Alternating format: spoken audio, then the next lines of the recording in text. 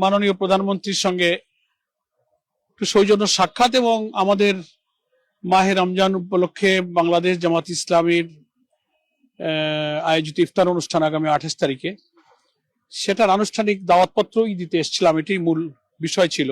উনি দাওয়াত খুব আন্তরিকতার সাথেই কবুল করেছেন এবং আমাদেরকে যাবেন বলে আশ্বস্ত করেছেন এবং আমাদের আমিরে জামাত টেলিফোনে আলাপের সময় সপরিবারে ওনার সম্মানিত স্ত্রী এবং জাইমা সহ সব পরিবারকেই উনি আমন্ত্রিত হিসেবে উনি যাওয়ার জন্য অনুরোধ করেছেন এবং আমরা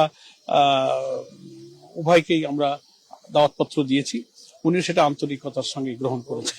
তো আমরা কুশল বিনিময় করলাম যথেষ্ট সময় নিয়ে, পারস্পরিক আলোচনা হলো এবং উনি আমাদের সম্মানিত আমির ডক্টর শফিকুর রহমানের সাময়িক অসুস্থতার খবর পেয়ে ওনার কুশল জিজ্ঞেস করলেন এবং একটু ফোনে আলাপ করার আগ্রহ ব্যক্ত করে সাথে সাথেই তিনি আমার টেলিফোনে উনি আমির জামাতের সঙ্গে কুশল বিনিময় করলেন। পরস্পর কুশল বিনিময় সালাম বিনিময় হলো, এটাই মূল। আর এমনি আমরা সরকার গঠনের পর ফরমালি আজ জামাত ইসলামীর পক্ষ থেকে সাংগঠনিকভাবে তার সঙ্গে প্রথম অফিসিয়ালি সাক্ষাৎ আমাদের ইফতার অনুষ্ঠানের দাওয়াত উপলক্ষে। সে কারণে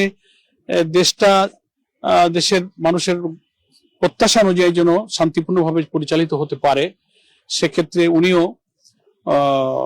সরকারের আকাঙ্ক্ষার কথা, ইচ্ছার কথা, প্রচেষ্টার কথা তুলে ধরলেন এবং নতুন দায়িত্ব পালন করতে গিয়ে উনি যে পরিবেশের সাথে পরিচিত হচ্ছেন সেটা নিয়েও কিছুটা ওনার মত বিনিময় করলেন এবং আমাদের সকলের সহযোগিতা উনি কামনা করলেন।